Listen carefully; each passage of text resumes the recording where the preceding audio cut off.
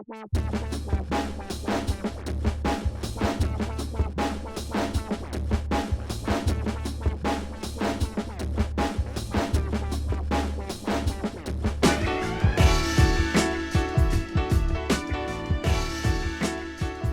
to episode 4 of the SNARLcast, about indie war games and their design, coming to you from Snarling Badger Studios. I'm Adam, and I'm here with Vince. How you doing, Vince?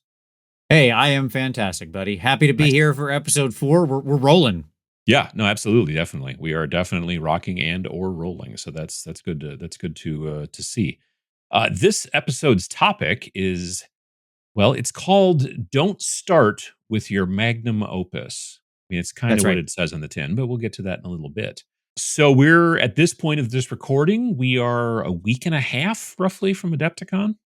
Yeah, it's right around the corner, coming up so fast. Yeah, and we're just shy of a week of the actual release of the podcast, the first 4 podcast recordings. This is the 4th one we've recorded. We'll be dumping them all out all in the same day, and then from then on, it'll be basically an every 2-week kind of situation. That's right. So you all, if you're listening to this, you'll have lots of stuff you can go through. If you've gotten to this point, thank you for listening through the first 4 episodes. Or I suppose if you're just a weirdo and you started on episode 4, that's fine too. Good for you. Maybe you want to go backwards. Yes, I don't know. Yeah, absolutely. Yeah. We'll do it every other week, and we got so many awesome topics lined up. As we mentioned in the past, we'll have some guests on at some points in the future, stuff like that. Once we're recording a little more in real time, but I am excited to talk about this topic, because it's something you and I have talked about ourselves so many times. Indeed. Let's see here. Quick update on our games. If you're listening to this before April 1st of 2025 and you haven't purchased any of our books yet, you may want to go do that, because due to the tariffs, the printing company that prints the stuff for the company that we work with this company called Wargame Vault. They're owned by DriveThruRPG. I think Roll20 is also involved, and there's somehow like an owner now at this point. Couldn't tell you who, although the business daddies are. I don't know. But the actual printing company that prints the books, due to the tariffs, has raised costs considerably. And so due to that, we're having to basically tack an extra $2 onto each of the books. Majestic 13, Death Wizards, Space Station Zero, and Rain in Hell gets $1 tacked onto it, because it is a very few number of pages. It's a per page increase of about 76%, which is not awesome, but it's a lot. Yeah, look, in the end, we managed to keep it, I think, pretty fair. Like, it's only $2 on those books. They're already very competitively cost. And $1 on Rain in Hell. We're always going to continue to focus on keeping our games affordable. We want them to be able to be gotten into your hands, into your friends' hands, so you and your group can get a copy or 2 and feel good about it, and not feel like you're paying the mortgage or anything. Right. The PDF prices will not change, so that's if you're just picking up the digital. Yeah, we can't. No one can tariff a digital thing yet. Yeah. But those stay the same. Also, because some people asked, we also have obviously add-on card decks for some of them. As of this time, I believe the card producer has not yet announced an increase. Yeah, we haven't received any kind of email from our supplier or anything like that saying, hey, prices are going to go up on the cards. And the cards are printed in a different facility. It's a different company that prints the cards, and they only print them in the States. So the company that prints the books has a location in the US, the UK, and they're also spinning one up even in Australia, but it's taking a little bit of time. So, right. So those will still stay the same for now. But like I said, we're always going to focus on affordability, but yeah, it's one of those things. It happens. On the bright side, we've more or less we haven't changed any prices or done any movements at all since we launched back in 2021. Yeah. So, that's fine. Yeah. Yeah, it is what it is. What have you been playing or painting lately since we last chatted? Oh, buddy, I have been playing and painting a lot. So I got in like 3 games of Age of Sigmar this weekend. So that was a big one. I finished up my unit of Rat Ogres. So that's pretty cool. Mm-hmm. And now what's actually on my desk is these adorable little goblin folk. It's like this little goblin girl warrior. This comes from Goobertown and Casey. They're doing their I guess product release of their new little pad printing stampy freehand things. So I've been playing with those, but also when they sent those to me, they also sent these adorable little goblins, and they are like the cutest thing I've ever seen. I know this is an audio format, but trust me, they are adorable. This little goblin girl is awesome. They have like a little warrior version of her and a sci-fi version of her, as well as the little guy. And I love them. And so I'm about to start painting this, and I'm so excited for it. She's going to end up in a video or something, for sure. I was going to ask if you're making some content or anything like that based off of those. But that's very cool. She would make a great goblin. Let me just say that. Like perfect great goblin. For the Great Goblin Argle Bargle, our most recent issue of Snarl 2024. So yes. That's right. Absolutely. Right. My goblins are all 3D printed, and I forget. I got them from my mini factory, but I don't remember the name of the actual like people who made the actual STLs. But they were pretty cool. I liked them. They're fun. Yeah, mine were when I was doing all my playtesting and all the goblins I have. I mean, I have just generations of goblins. Sure. Okay. From playing Warhammer since the 90s, I have 5th edition metal goblins and plastic goblins and just hordes of these things. So it's a real ramshackle situation, my goblin collection, which I feel is entirely on brand and appropriate for the Great Goblin Argle Bargle. Well, so, I thought it was ramshackle is on brand for goblins in general. Yeah, that's right. What about you? What have you been painting and playing? So I have, let's see here. Sam and I got together and played a couple of games now at this point of Trench Crusade. Yeah. We played our first game last weekend, and then we made a video the Monday after or so of us talking about it and what we thought about it. We made a video on my channel, which went up on Friday, about our first impressions of the game and everything like that. We also then filmed a second video, which was about half as long. I didn't realize till I got home, and then I put the footage into my computer that we've been talking for like a half an hour. It didn't seem nearly that long, but we've been talking for a while. So anyway, the video that Sam did on his channel was more about list building and stuff like that. And again, it was him and I sitting there talking in my studio, and that one I think is about 15 minutes long or so. And then after we got done filming on Monday, then we played our second game. I'm really enamored of the rule set. It sits in this very interesting spot between, and I guess Thomas was in a relatively recent podcast interview. I forget exactly which podcast, but he's been doing the rounds. Yeah. We got to call him up, get him on. Yeah, no, absolutely. I would love to. But my point is that he was talking about how he wants the rules to be like easy to learn, hard to master kind of situation. Yeah. And it is very like accessible and relatively simple. I mean, basically when you want to do an action, you needed to get 7 on 2d6. Right. Now, and there's just extra dice mechanics, dice plus, and there's, dice minus, exactly. You're back and forth on like, mods up and down, modifications up and down and things like that. And, but in many situations, it's not like, well, this guy's got a 2 up to hit. This guy's got a 4 up or a 5 up to hit. This guy's got this. It's just everybody's kind of, but it's not, like I said in the video, I think it's not simple, but it's not simple, but it is simpler. You know what I mean?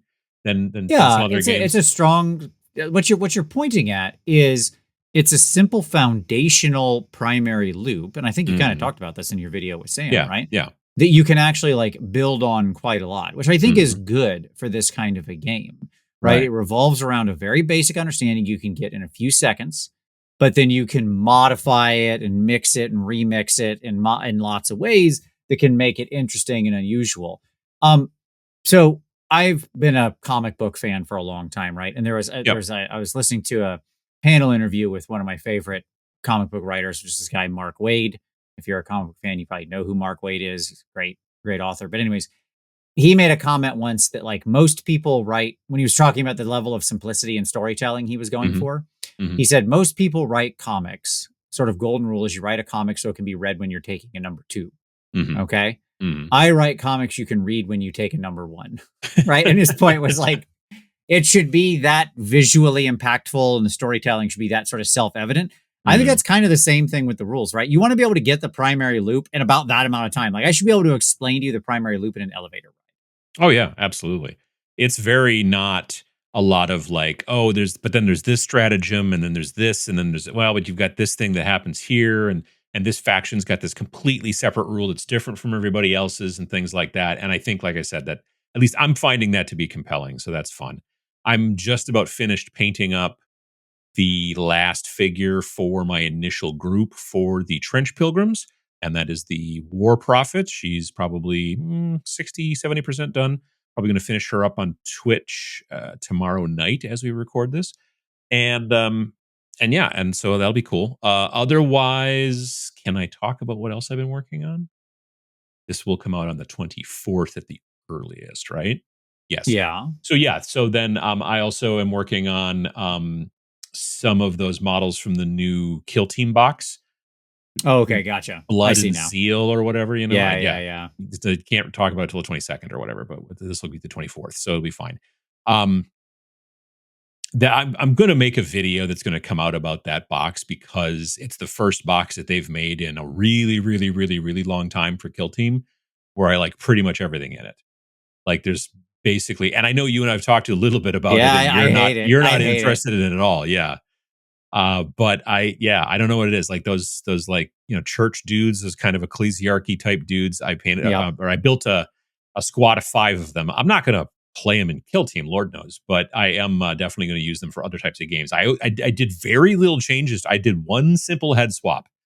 It was just, I have this like pointy kind of hood, sort of angry cultist like head that I'm like, it's definitely got to go in the big guy that's holding like the banner, or it's not a banner. It's like a reliquary on a stick filled with bones and skulls and all that kind of stuff. And so yeah, those guys are built and primed and zenithalled as of this morning. And so I would like to get them painted up and ready to go. And I'll try to endeavor to bring them to Adepticon as well as I will with my Trench Pilgrims. Otherwise, yeah, I think that's pretty much it. Like I said, played a couple of games of Trench Crusade, which I've been enjoying, finishing up my Trench Pilgrims. I am actually thinking about doing a second faction for Trench Crusade. Initially, it was going to be Heretic Legion, but now there's a big part of me that wants to do the Black Grail. They're very Nurgle-y looking, and I think it'd be a lot of fun to just like go to town and paint them up all crazy. I'll have to go look at all the factions because you printed a couple figs for me. I'm gonna get into this. I want to play a game or two. People have been asking me. I'm like, well, I feel like I got to experience it, right? You got to give it a play. Yeah. I mean, come on. Yeah, no, I had my good friend Dave from bottleandspool.com print up a werewolf and an anointed with an axe, and I'm going to bring him to you at Adepticon. I think you're really going to like the werewolf. Like the renders of him that I saw online don't do him justice because really it's his profile that's pretty amazing, and I think you're going to kind of dig that. So I'm excited. Yeah. Well, gosh, what we should do is we should talk about the topic of today's podcast. Here again, talking about indie war games and their design, and we're going to be talking a little bit more about design in this situation in this particular episode, and to some degree, like we've talked about design in some of the past episodes and things like like why are you doing what you're doing, that kind of stuff. But this is starting to get a little bit more tactical, I think. Yeah. And what we want to talk to you about is to, you may have this idea that you've had for quite some time. This is a thing that is so common for a lot of designers who haven't made anything before. Okay. Mm-hmm. So let's talk about the what is the Magnum Opus? The arc. Well, sure. I want to talk about the narrative arc, the hero's journey. Okay. All right. That people go on. So you start out, you're a normal person who's never played a war game. That's where we all began because none of us were born having played a war game, right? That's most people their entire life, actually, sadly. We need to get more people in this hobby, but that's most people. Okay. Some of us break off. We begin the hero's journey. We play a game. Often it's a Games Workshop game. Not always, but that's usually the gateway, right? It's simply what gets a lot of us into the hobby. Some kind of thing that says Warhammer on it. It's the most popular, so popular things are popular. Just odds, right? That's it. Yeah. Okay. So you play those for a while. You become frustrated because the obvious flaws in Games Workshop's rules writing stick out to you. Sure. or bother you. They're like a little thorn in your paw. Mm-hmm. Yeah. Mm-hmm. And eventually you play enough games. Maybe you go play other games. So you try a Trench Crusade, like what just came out or whatever, right? You play other games from other producers. Okay. That's your next step. Then what happens is if you keep going on this journey, you're like, you know what? I want to make a game. I can do this. And those people split into two different groups. One group that's just like, I want to make games, and they got a ton of ideas. I've met people like this who are just like, I got 50 ideas for games, right? I want to try this and this and this and this. Okay. But then you've got the other group, and that's who we're talking about today. The group who's like, no, I've got one idea. This is my, as you said, magnum opus, right? I will make the greatest war game that has ever been crafted by the hand and mind of man, as the roof of the Sistine Chapel, God touching, the fingertip of Adam and granting him life. So too shall I be to the wargaming scene, right? And that way lies madness. That's the simple point of today's episode. Don't do it. Yeah, you may have a spectacular idea, or maybe it's not spectacular. Who knows? Very few people know whether their ideas are spectacular. You can be, well, it seems spectacular to me, but that doesn't mean that it is. But you have this idea that compels you, that drives you, that keeps you up at night. You're trying to fall asleep, but you're thinking about, weapon classes in this game idea. And you've had this idea rattling around your head for potentially years. And there's nothing wrong with that. Definitely keep that in a back pocket and sit on it and think about it and think about it. Don't make that game. Right. I'm not saying don't ever make that game. Don't start with that game. If you've decided finally, I'm going to pull the trigger and start producing war games, don't start with the one you like so much that you've been like, especially if it's massive. First of all, and we'll talk about this in a future episode about the idea of a massive like ecosystem style game in comparison to like kind of smaller, more singular sort of situations. But just, if you've got this big honking idea that's been driving you nuts for years, don't start with it. Yeah. And the reasoning basically about why you don't start with that, it's the same situation that like no one ever, and I'm not a sports person particularly, but no one ever hits it out of the park their first time at bat. Probably. You know what I mean? Some people do. It happens. I mean, I guess, it has to probably percentage-wise, but as somebody's That's right, but it's uncommon. Okay. It is. Exactly. I want to pick this up because you can, because we all instinctively recognize this in other mediums. Okay. So no one who is a painter or like who wants to be a painter would think the first canvas painting I do will be the best canvas painting of my career. Right? Oh, absolutely. Who would think that? That would be insane. Okay. I mean, if you were a movie director. If you have it in music, though, sometimes. Mozart, one of the greatest composers of all time, okay, started composing at age 3. Right. He did not write his best work when he was 3. I'm talking about how many different bands out there that their first album was their best album. That's perfect. Yes, a perfect example. But their first album was their best album. Okay, let's talk about that concept. Well, go ahead. I was just going to say, the first thing you do when you start getting into music is not make an album. You play the music and you keep working on it, and it's different than wargaming. And wargaming, if you're going to make a war game, like, I guess if you were going to have like the analogy work, you would be coming up with war game ideas and writing war games that you never published over and over and over and over again until that's exactly eventually what I'm going to tell people to do. Yeah, exactly. I mean, that's the way to kind of go about it, really. The reason so many bands, their first album is like their great album. It's not like the most common thing, but it happens a lot. Oh, sure. Right? Look at Weezer. Is because that album is the distilled best possible songs they had. They've been touring, playing local gigs, playing bars, playing small venues, writing 80 songs, right? Fixing them, tuning them, adjusting them, cutting them, yada, yada, yada, yada, yada. And out of that soup, they harvested 10 songs and then polished those more, right? And then put those on an album. Yeah, they had 5, 6, 10 years of run up right, to that first album. That's why so many of those bands, their second album sucks because they try to release it like a year later, right, and they don't have the time to polish. Yeah, exactly. Right? And that's the same situation, I think, that especially when you're starting, that it is important to look at. It's you need to kind of learn by doing and sitting down and, again, making something maybe even that you don't publish. I mean, there's definitely things you should work on that you don't publish. That's fine. And even if you decided, I mean, I've seen people just decide, I'm just going to publish stuff, but they publish it in such a super low impact way, as opposed to like having to find somebody to get, do the artwork and to do this and all this kind of stuff. I keep coming back to it all the time, but Bill, Berserker Works Bill with Mech 28, like that is a game that is in text file. It's an ASCII art, sure. if it's got any art at all, and it is a free download. Like that is where you kind of start when you're first trying to figure out, is this even a thing for me? Do I know what I'm doing? Am I any good at it? Do I think I'm even good? That kind of stuff. Getting that thing nailed down is the way to go. Okay, so I'm going to talk about an exercise. This is something I always recommend to young game designers, people who want to start this. And this is something that's been around for a while. I'm not the one who created this. This wisdom was passed to me, so now I share it with you. Mm-hmm. Okay, if you want to be a game designer, here's my recommendation. You need to write about 100 games, okay?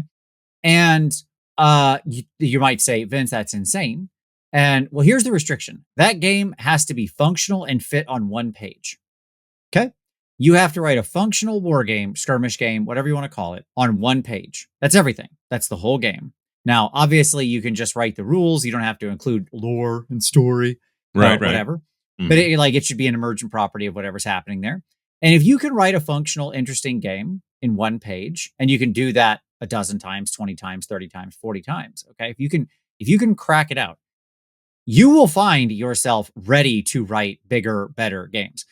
I'm speaking here from the design perspective. There's many other challenges from the actual publishing perspective, and I'll let you hit those in just a second because I think those are also huge. Yeah. But just learning how to speak in like a rules language that is going to be accessible, learning how to, the reason I like the 1-page restriction is because it's the old Mark Twain saw. Sorry, this letter's so long. I didn't have time to make it short.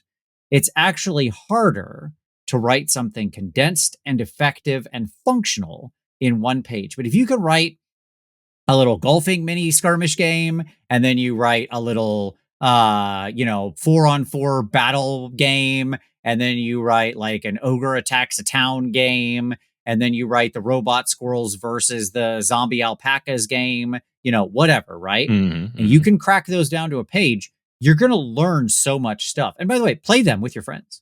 Right? Play these little games with your friends, find a couple people, and you'll learn so much stuff. I mean, that's the biggest thing, I think, is if you are, and you do need to kind of practice and mess around with these things and everything, but then you also have to bounce them off of other people. I think if you completely do it within basically an echo chamber of just your own mind, you don't get the feedback that you really need. I mean, you need that in any kind of game design. You need the play testing and the getting the information from other folks and going, oh, geez, okay, that's, I come across all the times when I'm looking at weird indie games and I'm just like, I don't feel like they bounce this off anybody because this paragraph doesn't make any sense. You know what I mean?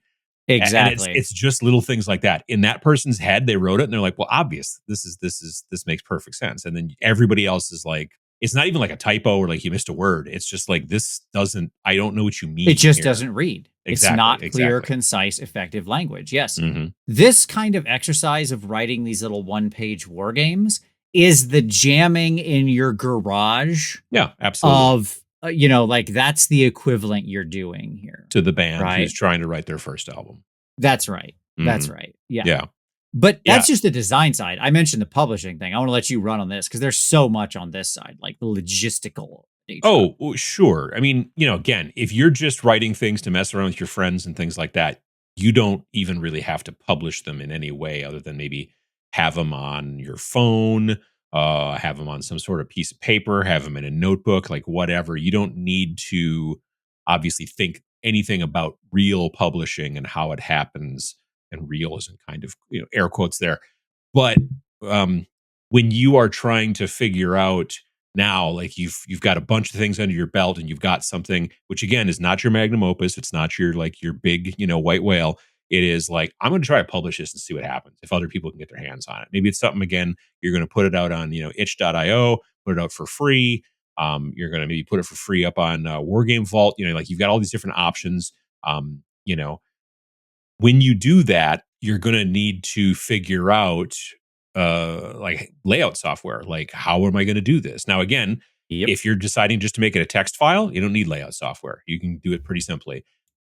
You could potentially use like, Google Docs as a very simple kind of document. But what happens is that if you want it to be something that people look at, you do have to somehow entice them. If you're going to put it up on something like Wargame Vault, which is a very good resource for people, because I have talked to people who know me from YouTube, and they have also played one of our games and did not realize that you and I made that game. Right, sure. Yeah. Like you mean like the crossover, like they're like, "Oh, wow, I didn't know you made Space Station Zero." And you're like, "Yeah, me and Vince, we made Space Station Zero." And like, "Oh, wow." And they've watched my YouTube channel for quite some time or whatever. And partially it's because I'm, I don't have a tendency to overmarket, and that's a whole thing. And whatever. I have people tell me all the time, "Well, you should put more mentions of your games on your videos." And then sometimes I do, and then someone gets mad about it or whatever in the comment. Anyway, my point is that the reason that happens is because Wargame Vault is like a marketplace where you go there and you see, here's the current bestsellers. And because we can get up into the bestsellers area, sometimes people who have no idea who we are will be like, "Well, that's got a cool cover. Click. Oh, read that. Neat. Cool. Buy." But you do have to have something. You do have to have, specifically at the very least, a cover that's compelling. One of my favorite games is Space Weirdos from Garsky Games. And it's not spectacularly laid out. It's cleanly laid out. It's understandably laid out, but it's got a cool cover. And that's what initially drew my eye. And what I want to say is everything on the logistics side becomes more complicated the bigger the game is. Oh, for sure. Right? Absolutely. So the cover's the cover. That's not going to probably change. But beyond that, the amount of editing, the amount of development, the amount of layout work, the amount of art you need, right? Like everything becomes more expensive, more time consuming, more complicated, the bigger that thing. And if you're going into all of that stuff new and it's like, that's all learning curve, you have just set a mountain in front of yourself, right? Whereas like if you're going in with a simple concept, like you said, you've jammed a little in the garage, right? So you did some experiments, you got the basic things down, you've played some stuff with your friends gave you feedback, you can write competent rules now, great. And so now you're gonna play the local club scene, right? And that's doing the small. This is a really good analogy you picked out, by the way. It's perfect. Then you're playing the small clubs now. Now you're gonna do the small skirmish game or something, right?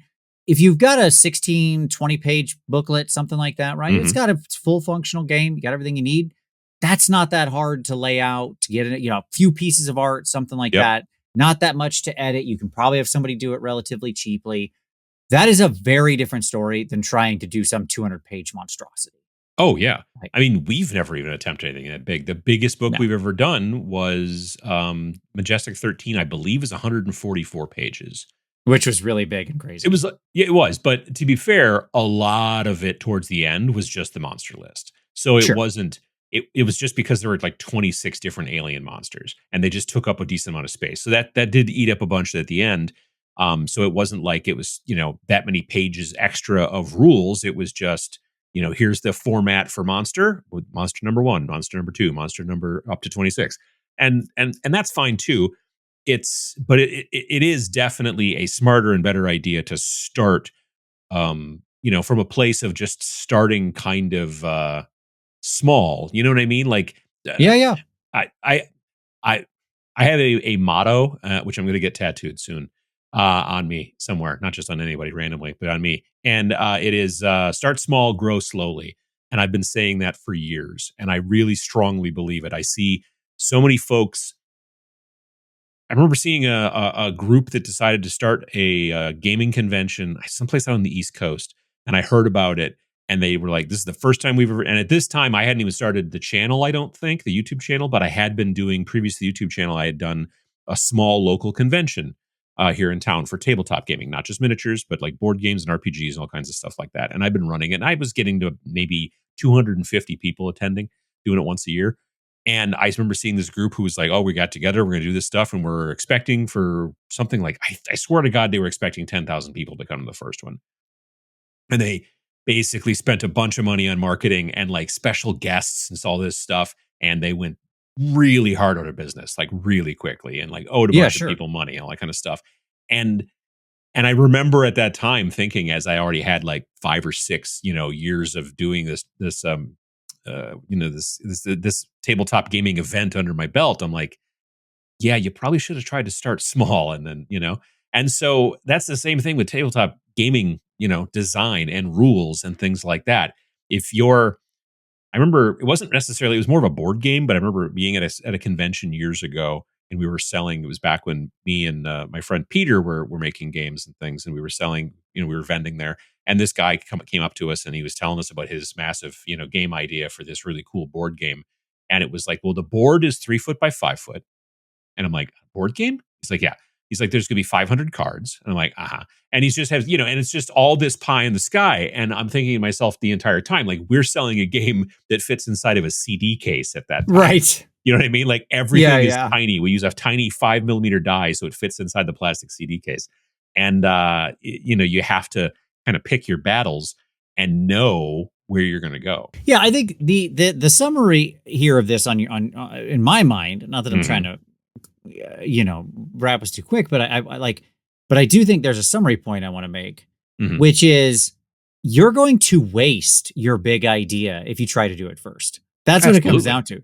You're just going to end up rewriting it later because you don't have the knowledge, the skills, the all the techniques under your belt to actually be successful. And if it really is important to you, there's nothing wrong with having a grand idea. In fact, that's amazing. That's wonderful. Sure. Absolutely. It's awesome. It's just, you don't paint the roof of the Sistine Chapel as your first painting. You don't, sell out Madison Square Garden at the first time your band ever plays, right? Right. To continue the analogy on, right? You gotta build up to that. I mean, I've been preaching to people on the YouTube channel for years that when you first get into, let's say, Warhammer, the first thing that you do is you try to paint some real bog standard troops. Or maybe just buy some used stuff on eBay, or maybe even just get some plastic army men or some of those bones or like WizKids models from like something cheap. Don't go out and buy a $200 Imperial Knight as your first model. You're going to be real sad at the end, And it's the same type of thing with design. You want to start. And I think the benefit too of, again, being very limited, like you were talking about the 1-page concept, that makes you think a lot harder, and you don't just throw everything into the mix. It makes you think about like, what's the crux? What's the most important bits? The most important thing you can do when you're writing a game, when you're designing games, is being able to have discipline. Because the other instinct that comes along with the Magnum Opus syndrome is you put the put it all in syndrome. Okay. Oh yeah. I've got super cool ideas for how guns are going to work. And I've got these super cool ideas for armor. And also there's these amazing battlefield things going to happen. And then there's also weather effects. And then there's also random magic things that happen. And there's psionics too. And that's different than magic. And also, right? And it just never stops. In and software, they call that scope creep, and it kills projects, and it'll kill your game too, because you'll never get done. Yep. The thing that drives me insane, and maybe drives me insane. It's not that I'm angry at the people who are doing it. I wish that they would, I don't know, like understand or pay attention more or something like that. Whenever, like every once in a while, I'll get an email from a company or like a small company that's like got this new indie project. We've been working on it for 15 years. And I'm like, what? Like, why did it take that long? Like, you know what I mean? Like, I feel, again, that's like lining up with your Magnum Opus for your first first at bat. And it's just like, give yourself not only the limitation of you got to get it done on 1 page, maybe you got to get it done on a weekend. You know what I mean? Maybe you got it like, you've got this weekend free and not much going on. By Monday morning, have a game that's ready to go. Maybe even, like not even necessarily the layout and all that kind of stuff. I know that's hard, but you and I have talked about in the past, it'd be sort of fun to like like make a game from like a Friday afternoon until a Monday morning, like publish something. Absolutely. That's maybe above and beyond, but at the very least, have whatever you're writing your rules in, your laptop, your notebook, whatever, have finished rules like in a weekend, and make it less than X amount of pages in your Word document or whatever the deal is, something like that. The benefit in that situation is that you're giving yourself these limits. It's kind of like you see this as well in indie movies. They don't have the money for cool CG and this and that and the other thing, and they don't have the money for super expensive actors, and so they have to make do with what they have. You know what I mean? No, absolutely. I mean, look, there's nothing wrong with wanting to drive towards a towards a bigger project. You can have that in your mind as the goal. I don't want to discourage people. That's not what we're doing. No, okay. No. But what we're saying is you need to start and figure out what your trajectory is going to look like, right? Because there's a learning curve here. I think a lot of times people don't appreciate the fact that like creating a game is a craft, right? Mm-hmm. And I use the word craft very specifically, right? Because it is just like woodworking or music that we've talked about or anything else, right? It's going to be something that you've got to like learn the language of, right? Learn how to make it concise, learn what your different options are, and so on and so on and so on. Yeah. Mm-hmm. Okay. Mm-hmm. And you mentioned writing a game quickly. I want to tell a story here real quick. May we do a quick story time, Adam? Do we have time to indulge me? Sure. Okay. Some many years back, I believe this was actually in 2020. I was doing a stream with someone for like a 24-hour charity thing. Okay. Mm-hmm. So like I was on for an hour. They were doing a whole 24 hours. I was just there for an hour to like jump in, and we were raising money for a good cause and so on and so forth.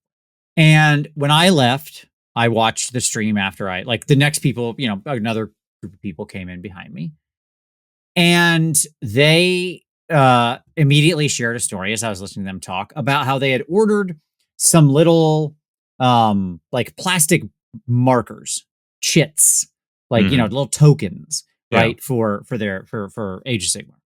You can picture what I'm talking about, right? Like +1 to hit or, snakes. I don't know, whatever. It said things, right? And what the company shipped them was a giant bag of they had ordered a wide panoply of tokens, but what the company shipped them was a giant bag of tokens that all just said Muppets Evolved. That's all it said. Every token just said Muppets Evolved. Okay. So they shared that story, and I'm still watching the stream, and someone made a joke about me writing a game out of it. Okay. Mm-hmm. So I said, okay, I'll tell you what, I responded in the chat, was like, I will write a game, and the key is I have to finish this game before your hour-long section is over. Okay. Mm-hmm. And if I can do that, we get enough contributions during this hour, like if enough people donate, we'll come back later and play the game on stream. Mm-hmm. Okay.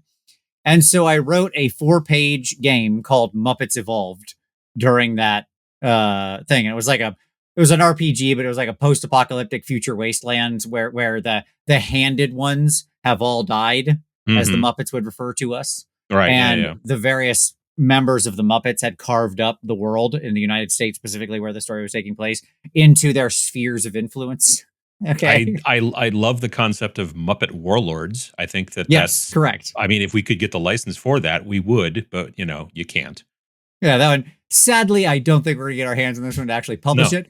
Yeah. But the point was, obviously, I had no intention of publishing this. It was a fun thing to do in an hour, but it was a good challenge. That's the kind of thing I'm talking about, right? It was an exercise, literally. You're exercising your ability to create a cogent rule system and do something that allows people to kind of spend some time and have a good time doing it. And that's really the important thing. The idea always when making a game, at the very least, is that hopefully the people that play it have a good time doing it.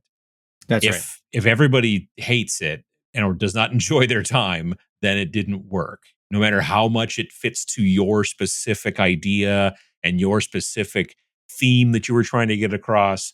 I mean, on all of our games, not only are we trying to, make people enjoy it and different things but we're also usually trying to tell like a bit of a story or give kind of almost like an opinion, like not a lore story, but like with Rain in Hell, it's one of the points of Rain in Hell to some degree is that the humans kind of show up and screw everything up. You know what I mean? Yes.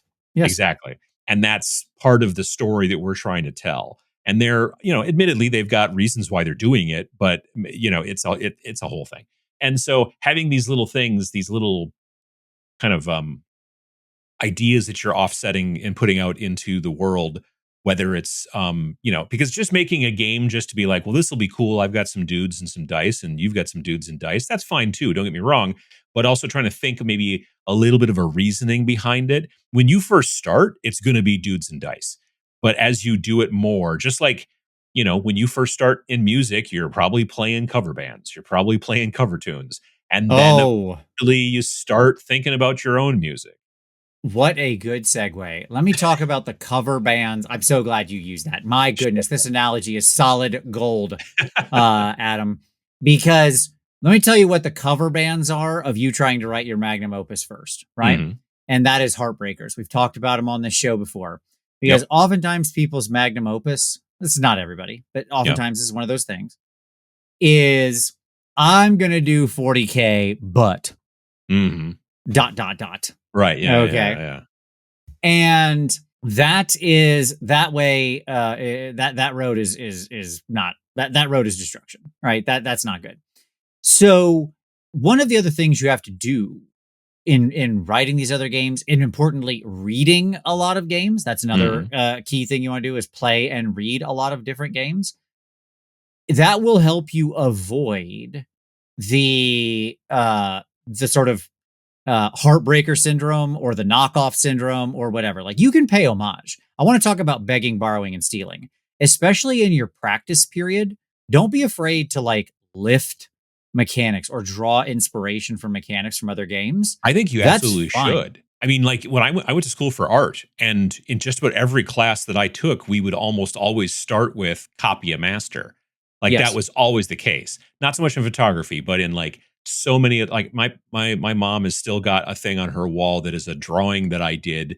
It was a pen and ink drawing with some airbrush, and it is Picasso's Bombing at Guernica, which is like 20 feet long. Mine is only about, I don't know, maybe 15, 16 inches long, but it's black and white, and it's this whole thing. And you learn a lot by copying in that fashion. And I think that the Heartbreaker can do that as well, but it is pretty rare in which you can publish a Heartbreaker and make it something that people don't feel like they're just buying something that's like taken from other stuff. Casey from Garsky Games calls Space Weirdos a heartbreaker, a skirmish heartbreaker, but which I disagree with. I know because there's not really anything in there that I can look at and go, oh yeah, I've seen that in other games. Like he does so many different weird things. Like he's using most of all of the RPG dice in your game, except the 20-sider, because he's like, 20-sider gets a lot of love already. And I don't see a lot of other skirmish games where you're throwing pairs of D6s or pairs of D8s. And because that's kind of the way it works in that game. His mechanic is that if you're supposed to be throwing a pair of D6s and you've got a modifier, then instead you get to pair, like an up modifier, a positive modifier. Yeah. You get to go up. Pushes up a dice size. Right. Or down if you've got a negative, and that's a cool thing. So I don't feel like it's a heartbreaker, but maybe he just modified it. Maybe his initial, versions were very, very samey as some other thing that he was trying to copy, but he's modified it enough now through practice and through going back and forth. And it also, that's not also his first game either. You know what I mean? He's produced other things as well. That's right. This is the difference, to just continue the band analogy. Absolutely. Okay. This is the difference between, pick your very favorite successful musical artist, like somebody who's genuinely very successful. Mm-hmm. Okay. In any genre. If you go ask them, who are your favorite musicians?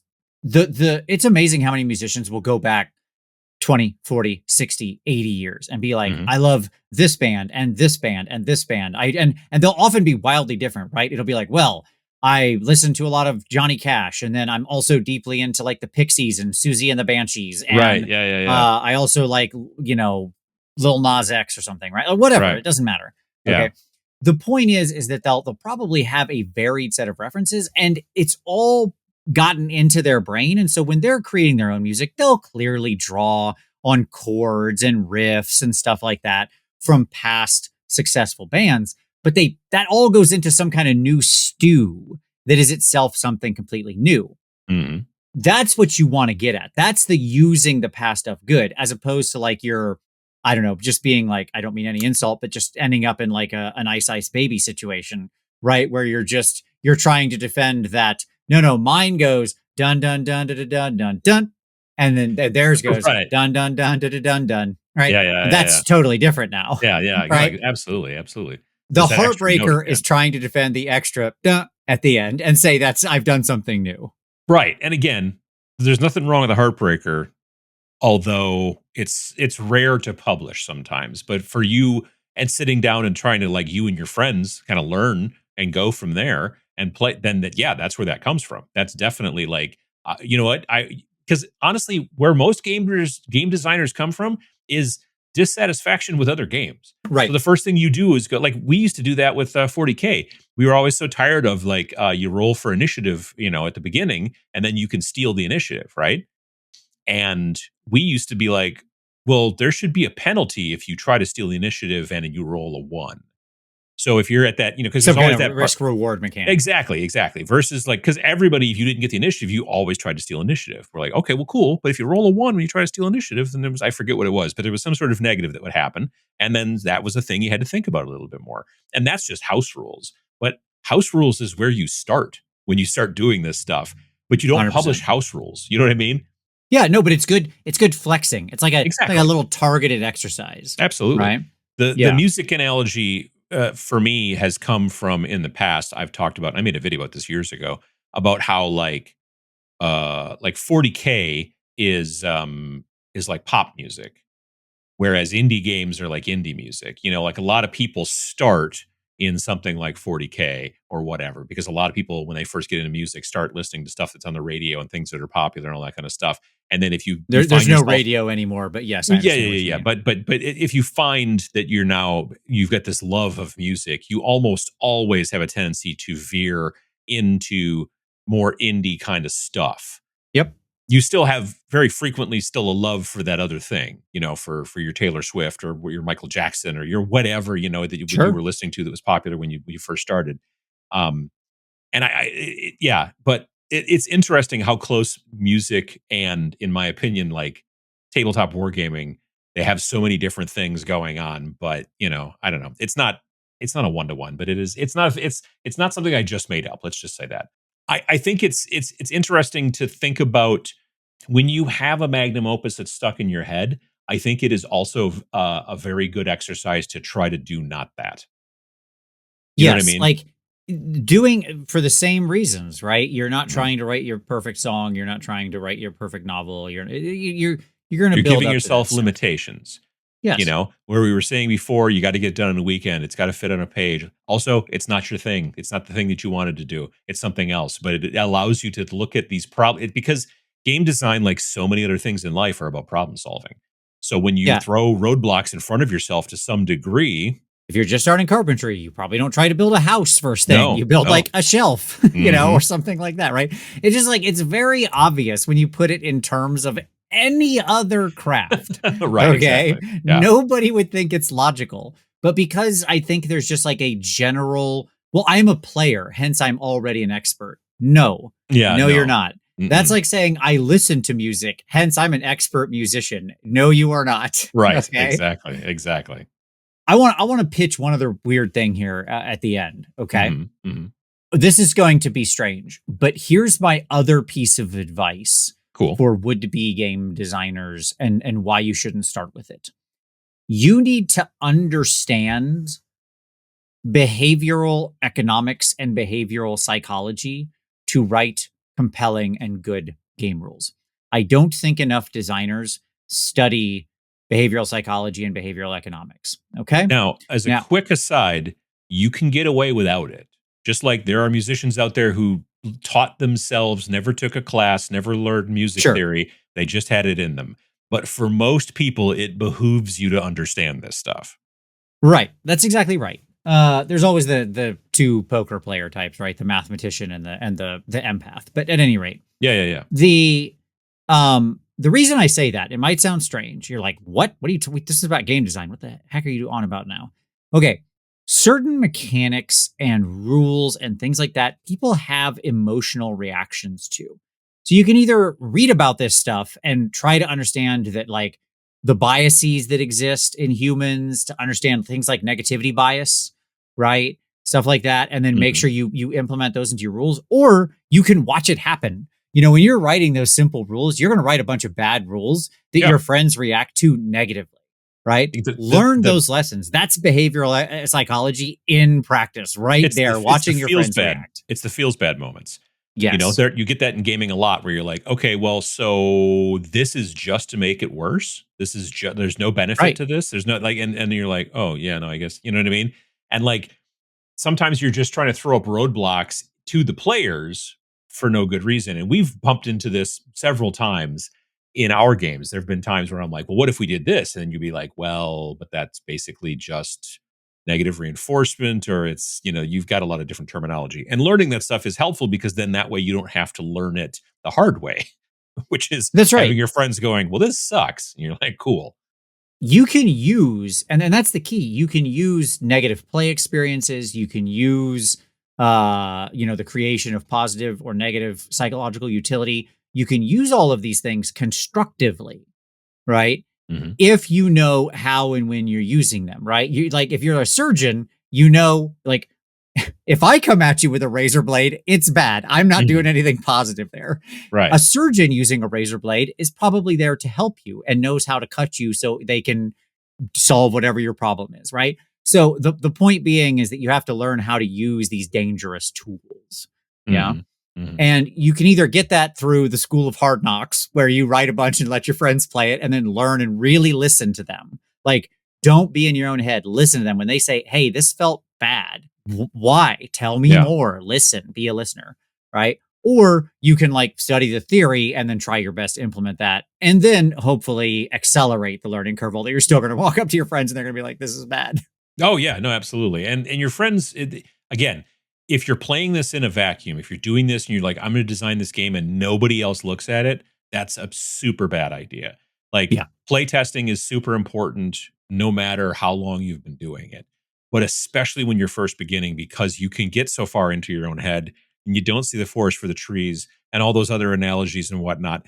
And those things can be a real detriment to, like, if you are trying to actually do some sort of publishing and people keep coming back and telling you, well, this didn't work out, or this isn't any good, or whatever, that's going to, like, if a person has bought a game from you or even downloaded it for free and they didn't like it because it made them feel like they weren't having a good time or playing a game, they're not going to check out the second game, and they're not going to check out the third game. So you have to be able to understand and take feedback. That's super important.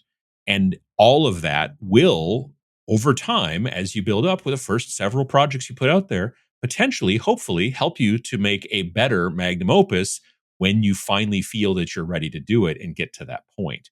And I think that's something that if you're thinking about game design and you've had this thing rolling around in your head, you've got to think about it and maybe say, this is a great idea, but I need to become a better musician before I start going into the studio. Yeah, I'm not ready for this yet. Right. Exactly, and that's okay. Exactly. There's nothing wrong with that. Doesn't mean you're never going to be ready. You will be. You just got to build up to it. Yeah, I think that's perfect. It may modify itself. I mean, how long did you sit on Space Station Zero? A long time, right? It bounced around in my head, but it wasn't the first game we did.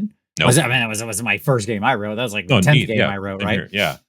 But the point was, you're absolutely right. It took a different form by the time it was done, and you may find your ideas hopefully evolve and grow, just like some Muppets in the post-apocalypse over time into a better, stronger idea. Indeed. Yeah. I think it's important for us as people who are trying to design things. You have to, just like you have to practice in music, just like you have to practice in painting, you have to practice in riding your bike. You got to practice in game design too. And the worst way to do it is to put out a game that nobody else has seen besides you, put it up on some, marketplace someplace, or put it out on the internet or whatever, and then that's the first time that other people play it. And this is what you spent the last 5 years on, and now everybody feels bad. So it is a better idea to try, give yourself some limitations, get it done on a weekend, get it done on one page, get it done, not your big idea, do something weird, do something fun, and then before you even think about putting it out where other people other than your friends could see it, and let your friends see it. And, or, there are also plenty of places online. Like if you don't have any gaming friends near you, there's plenty of places online, Discords, things like that, all kinds of junk. People can take a look at your stuff and, give you feedback. That's super, super important. But, again, don't start off with your Magnum Opus. Keep that in your back pocket until you get good, and then you can unleash it upon the world and see where that goes. Completely agreed.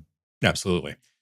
Well, folks, thanks for checking out this episode of the SNARLcast. We hope we were able to teach you something about, game design, your Magnum Opus. Don't jump in too soon, that kind of stuff. Make a bunch of things, write a bunch of things, and have fun with it. Please check out our website at www.snarlingbadger.com/snarlcast for more information and more updates, and find out about the games that we make over there as well. Follow us on your podcast software of choice. Leave a review if you get the chance, and we appreciate your time. Thank you very much, everybody. See you next time.